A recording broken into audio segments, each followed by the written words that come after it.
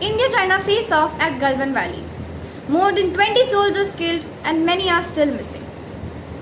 We all must have heard this headline in TV channels and newspapers.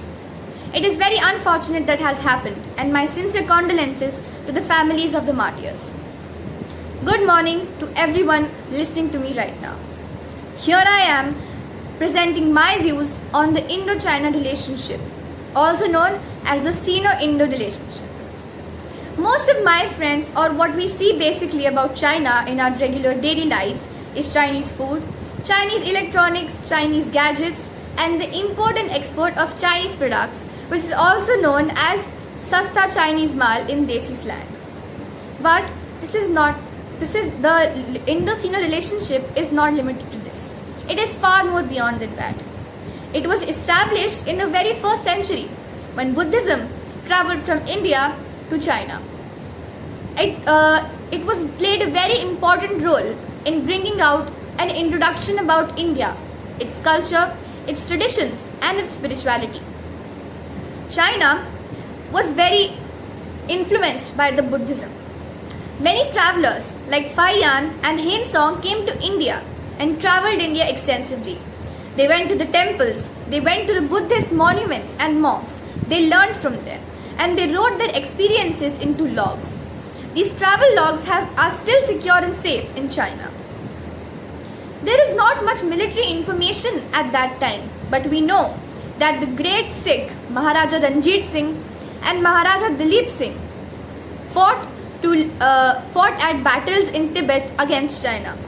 At this point, the journey of the Indo-Sino relationship took a turn from cultural and spiritual relationship to a political and military relationship. Next, in 1947, India gained independence. The British rule left India with a lot of inherited things. With independence, we also got the unresolved dispute and conflict of the long border that India shares with China. From the Aksai Chin area to the Arunachal Pradesh in the east, this long border is the reason of various conflicts, battles, wars, and many soldiers who lost their lives in battle. In independence, one place, Pandit Jawaharlal Nehru adopted ideologies like democracy and universal adult suffrage, while Mao Zedong, the very important Chinese president and founder of the Republic of China, adopted ideologies like capitalism and communism. China at that time was also known as Communist China. After that, the relations between the two countries were very good. They also agreed on Panchsheel, which was five statements of mutual interest. After this, Hindi Chini Bhai Bhai was a very important and popular slogan which was famous in the entire country and in China also.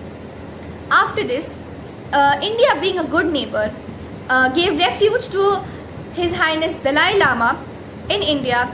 He is still in Tibet in Dharamshala and running his Tibetan government in total sovereignty and ease. India also helped China to attain a successful seat in the United Nations Security Council with veto power. After this, there was a feeling of trust, tranquility, and brotherhood between the countries. But little did we know that China had planned a full-fledged attack in India in 1962.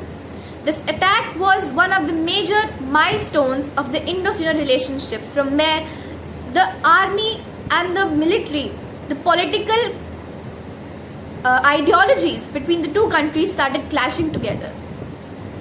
Then, after the war, the Chinese annexed many territories from India, including Tibet, and then there was peace at the borders.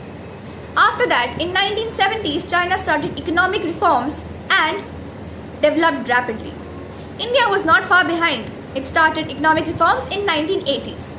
Both of these countries were dependent on each other for economics, trade, and capital. They started to work together, and this was the start of a new era, an era of trade, commerce, import and export of goods. But even after this feeling of brotherhood and peace, China never stopped to astound the Indians by always supporting its enemies. China supported Sri Lanka, Pakistan, Nepal, Bhutan, and Bangladesh. China also helped Pakistan with huge monetary aids. Pakistan gifted China a considerable amount of land illegally. During these past few years of the Indo Sino relationship, from the first Prime Minister Jawaharlal Nehru to Narendra Modi, from Mao Zedong to Xi Jinping, all the Chinese and Indian Prime Ministers have always had conversations, conferences, and dialogues. They meet together, they talk about the issues in their country, but till now there has been no successful solution to this. The scenario going on right now between these two countries is the violence that happened at Galwan Valley. There were no arms involved, but yet many people lost their lives.